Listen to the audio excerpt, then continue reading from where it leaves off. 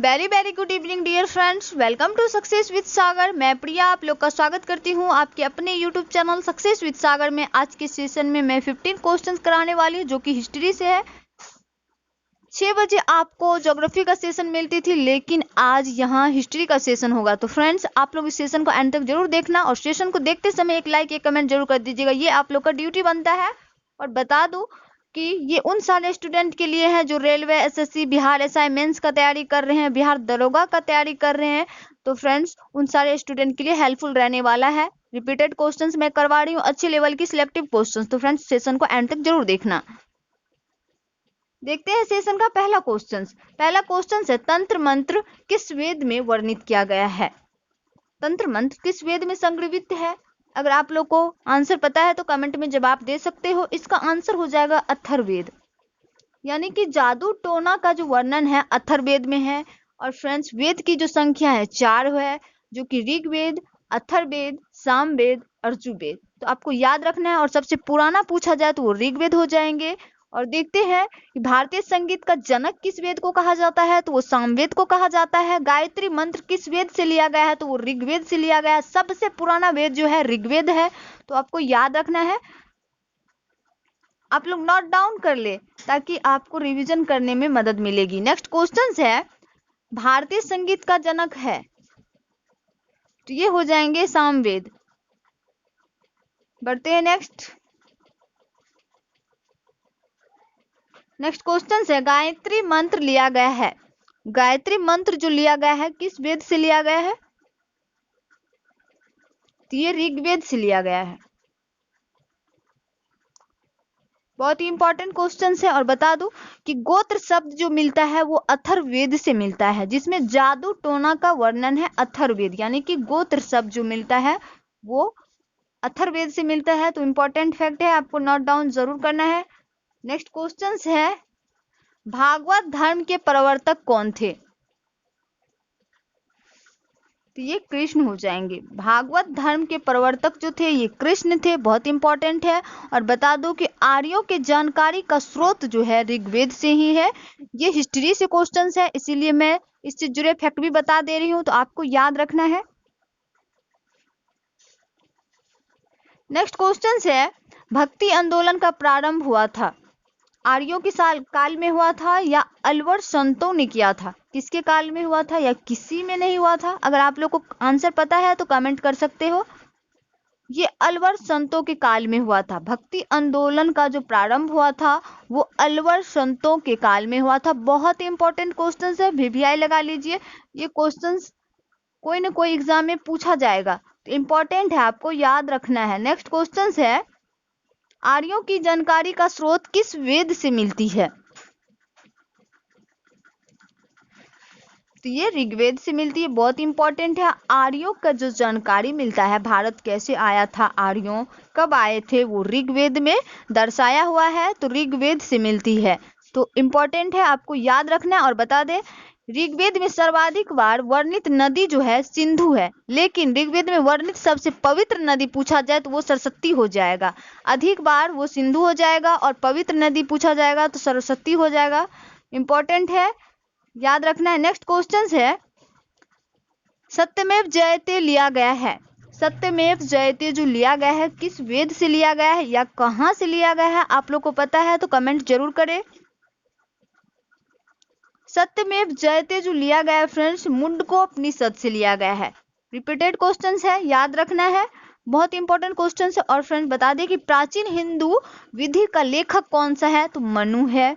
और पूछा जाए कि पुस्तक मिताक्षरा के लेखक कौन है, तो विज्ञानेश्वर है। महाभारत का अन्य नाम क्या है, तो जय संहिता है। बहुत ही इंपॉर्टेंट फैक्ट है, आपको नोट डाउन जरूर करना है, आगे आपको मिलेगी। बहुत इंपॉर्टेंट क्वेश्चन है।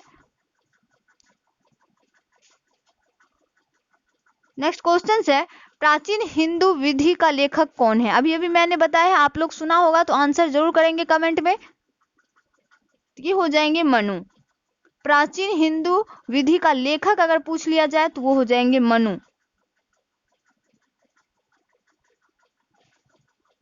क्वेश्चन है, स्मृति ग्रंथों में सबसे प्राचीन है, जय संहिता है या मनु स्मृति है या रामायण है या कोई नहीं है? अगर आप लोग को आंसर पता है तो कमेंट करें। तो ये मनुस्मृति हो जाएंगे। स्मृति ग्रंथों में सबसे प्राचीन अगर पूछा जाए तो मनुस्मृति हो जाएंगे, जो कि बहुत इंपॉर्टेंट है।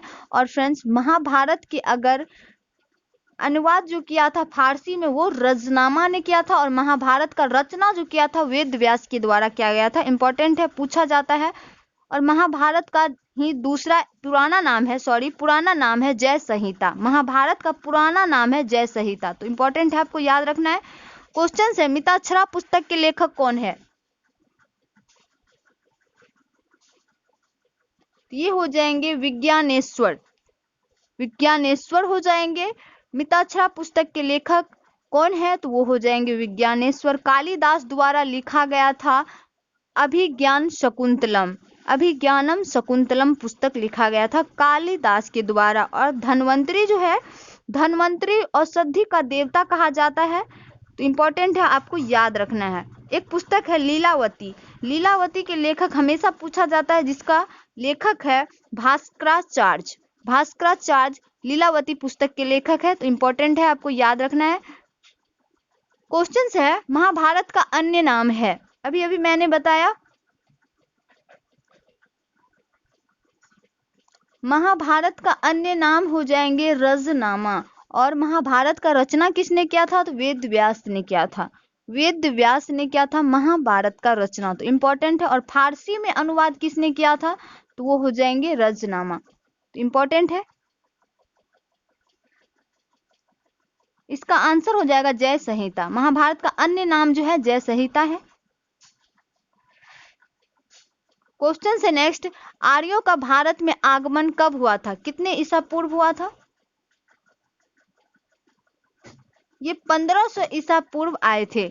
आर्यों जो भारत में प्रवेश किए थे वो 1500 ईसा पूर्व में किया था, जो कि बहुत इंपॉर्टेंट क्वेश्चन है। और कहाँ आए थे? सबसे पहले ये जो अपना डेरा डाले थे आर्यों, वो पंजाब एवं अफगानिस्तान के मध्य डाले थे। पंजाब यानी कि अफगानिस्तान में डाले थे, तो इंपॉर्टेंट है, आपको याद रखना है जगह भी। क्वेश्चन है, शून्यवाद का प्रतिपादक कौन थे? ये हो जाएंगे नागार्जुन। शून्यवाद का प्रतिपादक कौन थे? तो ये नागार्जुन हो जाएंगे। बहुत इंपॉर्टेंट क्वेश्चन है, रिपीटेड क्वेश्चन है, तो आपको याद रखना है। क्वेश्चन है, बुद्ध का जन्म हुआ था। महात्मा बुद्ध के जन्म हुए थे, किस स्थान पे हुए थे? अगर आप लोगों को पता है, ये सब कॉमन क्वेश्चन है, आंसर कर सकते हो। इसका हो जाएगा लुम्बिनी। इससे जुड़े 2-4 फैक्ट मैं बता देती हूँ, आप लोग नोट डाउन जरूर करिएगा। महात्मा बुद्ध का अगर जन्म पूछ लिया जाए तो वो 563 ईसा पूर्व में हुआ था, और इसकी मृत्यु पूछ लिया जाए तो कुशीनगर में हुई थी 483 ईस्वी पूर्व में, तो याद रखना है। और फ्रेंड्स, बुद्ध की मृत्यु की घटना को कहा जाता है महापरिनिर्वाण। बुद्ध के प्रथम गुरु अगर पूछ लिया जाए तो वो अलार कलाम हो जाएंगे। बुद्ध द्वारा गृह त्याग की घटना को क्या कहते हैं? तो वो महाभिनिष्क्रमण कहा जाता है। और बुद्ध का प्रथम प्रवचन कहलाता है, जो कि प्रथम प्रवचन दिया था सारनाथ में और अधिक बार दिया था श्रावस्ती में। इसी को प्रवचन यानी कि बुद्ध का प्रथम प्रवचन पूछ लिया जाए क्या कहलाता है? तो वो धर्म चक्र परिवर्तन हो जाएंगे। और बुद्ध ने अपना उपदेश कहाँ दिया था पहला? तो अभी मैंने बताया कि सारनाथ में दिया था। बुद्ध ने उपदेश जो दिया था पाली भाषा में दिया था, तो आपको याद रखना है। बहुत हो गया। नेक्स्ट क्वेश्चन है, और आज के सेशन का लास्ट क्वेश्चन है, अजंता की गुफाओं में किस ग्रंथ का चित्र है? किस ग्रंथ का चित्र है? अगर आप लोग को आंसर पता है तो कमेंट में बता सकते हो। ये हो जाएंगे जातक। जातक जो है महात्मा बुद्ध से रिलेटेड है। हमेशा एग्जाम में पूछा जाता है कि जातक किससे संबंधित है। आपको ऑप्शंस देगा महात्मा बुद्ध, महावीर, तो आंसर हमेशा होगा जातक। तो फ्रेंड्स, आपको याद रखना है कालिदास द्वारा अभिज्ञानम शकुंतलम पुस्तक लिखा गया है, बहुत इंपॉर्टेंट है, जो कि कर्नाटक का नृत्य है यक्षगान इस बुक में दर्शाया गया है। और महात्मा गांधी का बात करें तो महात्मा गांधी दक्षिण अफ्रीका में सत्याग्रह शब्द का यूज किया था पहली बार 1906 में। बिहार में एक चंपारण आंदोलन किया था, जो कि पहला आंदोलन था महात्मा गांधी का। और महात्मा गांधी द्वारा भारत छोड़ो आंदोलन 1942 में हुआ था, इसी में नारा दिया था डू एंड डाई का। फ्रेंड्स, आज के लिए इतना ही। Thank you guys, bye bye and take care. Session को जरूर अपने ऑल एसटीडी ग्रुप में शेयर कीजिएगा।